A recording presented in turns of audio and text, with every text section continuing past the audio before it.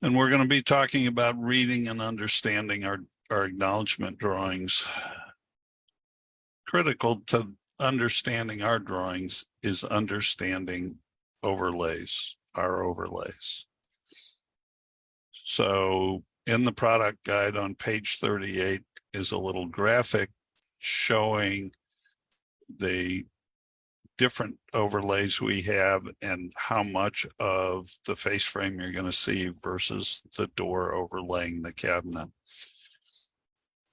So we've got standard overlay and marginal overlay, full overlay, insets. So you want to put a tab on the overlays, and they go between pages 38 and 51.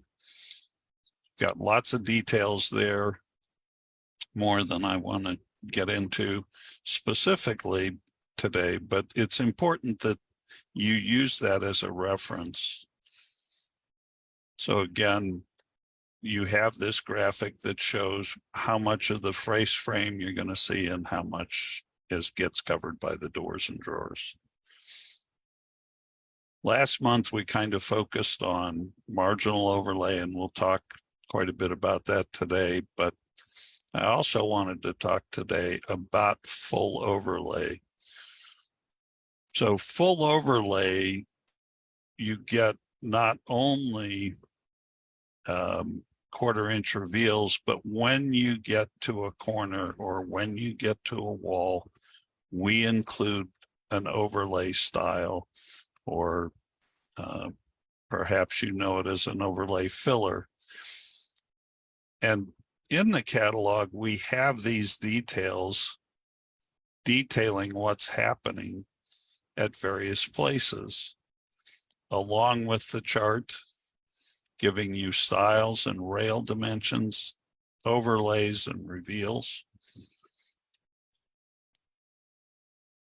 We have a lot of general notes, more on full overlay than any of our other overlays. And I just want to point a couple out to you this morning. The number one concern or caution is doors hinged back to back cannot be opened at the same time. So this door and this door are sharing that style, and it is a function of the hinge that prevents those two doors opening at the same time without hitting each other. So you need to be aware of that so your customer doesn't think you made a mistake when they go to reload their kitchen. Inside corner styles automatically get increased by 2 inches if a door or a drawer is going to come into contact with an appliance on the adjacent wall. If you need more reveal than that allows, just tell us. Your overlay styles are sent oversized for job site trimming, and the overlay style is going to line up with the overall height of the door or the drawers. So when you have a corner, you're getting a 3.5 inch style on each face, and then the overlay, which we send oversized to be trimmed at the job site. That's true both in a base or a wall inside corner. If you have an appliance over here, we're going to increase that style to 5.5 inches to give you more reveal, but that's where you need to be aware of projection of your appliance and what you need to clear. When you get into up against a wall and you have a 2.5 inch style with a 1.5 inch overlay style to be trimmed, what happens is that dimension is included in the cabinetry. So here we've got a 16 1/8 inch drawer stack and a 17 3/8. But in fact, this drawer head stack and this drawer head stack are the same size, which is what typically designers are looking for. So we're trying to adjust to include the overlays, the additional style dimension, but still maintain the aesthetic you're looking for. So everywhere that I've highlighted this drawing, you're going to get 1/4 inch reveals. Theoretically, when they apply an overlay style on this leg, they're going to leave a 1/4 inch reveal here. Our standard reveal on the bottom of a base cabinet is 3/8 of an inch, and that's per spec. So you need to be aware of that. So here we have a drawing with 1/4 inch. The designer asked for stacked wall cabinets, and all they asked for was split them 1/3, 2/3 without having to figure all the dimensions. Sink cabinets can be confusing in that both styles are always included in a sink or a cooktop, and that is to allow us to know where the center line is going to be. We never dimension to the center of a style. We're always measuring to one side or the other. And so if you ever notice these little tick marks on your drawing, that's indicating where that style is being measured to. So it's included in the drawer stack here. In this kind of a vanity application, and I see this often, designers will want to do a 26-inch tower and a 26-inch drawer stack to align. But because the style is in both sinks, the drawer stack is only an opening. So here we've got a 26-inch cabinet, 1.5-inch style both sides, leaves a 23-inch opening. So this 26-inch cabinet above and the 23-inch cabinet below means these drawers line up with these drawers.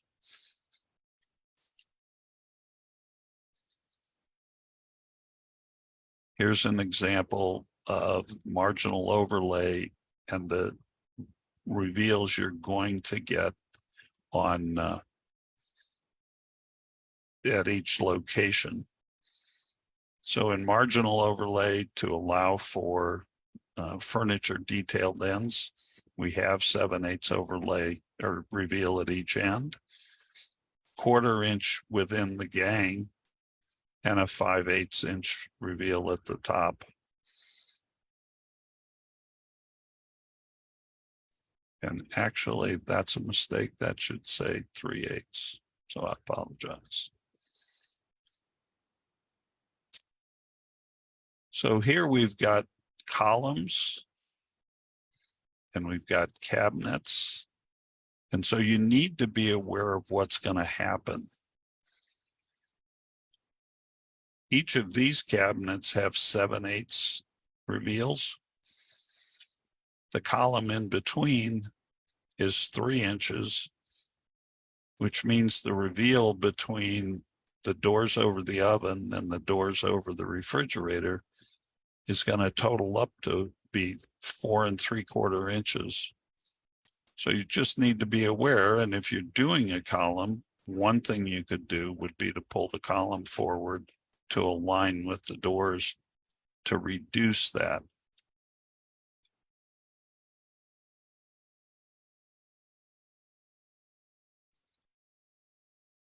When you get into corners, you're going to have a situation where you look at our drawing and it appears the door and the drawer go all the way into the corners.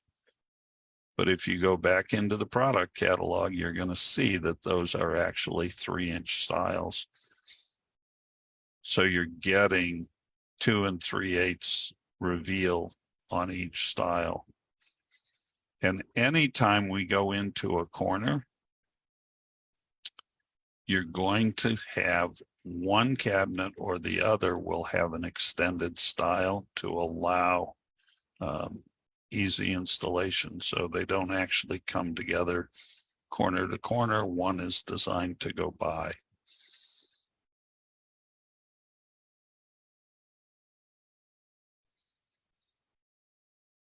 Here we have a situation where this run of cabinets is a different height, but the designer wanted that upper stacked wall cabinet to align, so they asked for it to align. And again, requesting that is a lot easier than trying to do all the math. Wide stiles and wide top rails, in my experience, is one of the hardest concepts to grasp, because as designers, we of course are all used to extended stiles from other manufacturers or extended rails. But if we are doing a 36-inch high wall cabinet in custom wood and you put a 4.5-inch top rail, that face frame is only going to be 36 inches high. You're reducing the opening height. Whereas with many manufacturers, if you say, I have a 36-inch high wall cabinet and I want a 3-inch extended top rail, now the face frame becomes 39. And the same thing is true on wide stiles. Start with a 21-inch base from everybody else and add a 3-inch extended stile. That stile becomes 4.5 and the cabinet becomes 24. With us, if we go to a 4.5-inch stile, we're reducing the opening. So it's critical to remember that the dimensions you see on any drawing are the actual face frame dimensions. And this is just a plan view of the same type of thing. If you do a wide stile and it's up against a wall and you do not tell us anything different, we're only going to move the side of the cabinet in 1/2 inch. So don't assume that because you made it a wider stile, you can trim it off. You need to call out how much scribe allowance, how far in that cabinet side is set in to allow you to trim. But again, starting with a 21-inch cabinet, no matter what you do to the stiles, it's 21 inches wide versus a 21 with a 3-inch extended stile adding up to 24. So we are at the end of the presentation and we're ready to answer questions.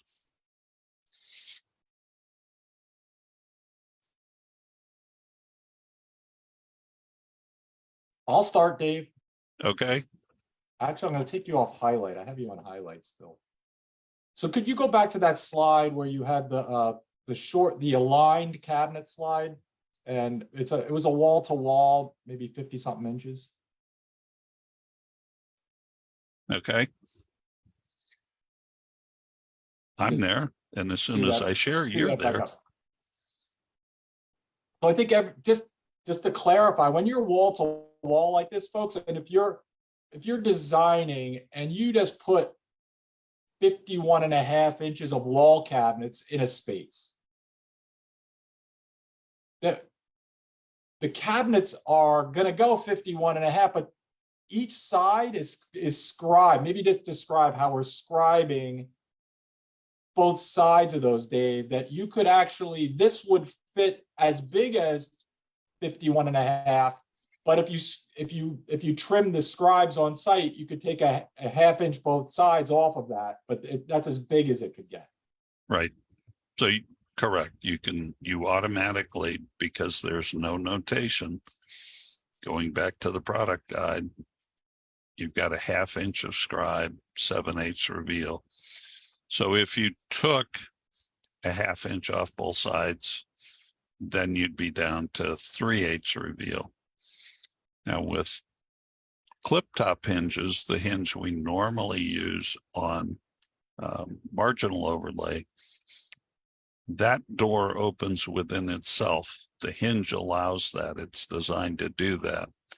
On full overlay, the compact hinge, the mechanics of it cause the tail of the door to actually go outside the box or the opening, kind of like a refrigerator door when it opens and it's wider than the refrigerator box. That's what happens with full overlay. So who else has questions? Did you get any in chat, Doug? Yeah, there's nothing in the chat. Anybody wants to ask a question there or Turn their mics on. yeah, turn your mic on and just ask, it'd be great. And if nobody's asking questions, that means you understand it perfectly. And we as reps never get a call saying, hey, this didn't work the way I thought it would. I do have a question here. So the marginal overlays, like, just to clarify, it's kind of like what the full overlay would be with everybody else for the cabinet industry. Is that correct? Yes. Okay. Within a gang of cabinets, it looks like full overlay. You're going to get 1/4 inch reveals. It's at the end where you have wider reveal, and that of course allows for our furniture detailing. In my former life, when I did what you all are doing today, I never talked about full overlay or marginal overlay. I talked about furniture detailed corners, and so we have a little more room there. Most people, and I won't say all because some are more sensitive to it, but most people look at the overall and say marginal overlay looks like full overlay. And what they're trying to avoid is the traditional standard overlay where you have 1 inch or 1 1/4 or 1.5 inch reveal on each cabinet. You screw 2 of them together and you end up with 2.5, 3 inch reveals between. So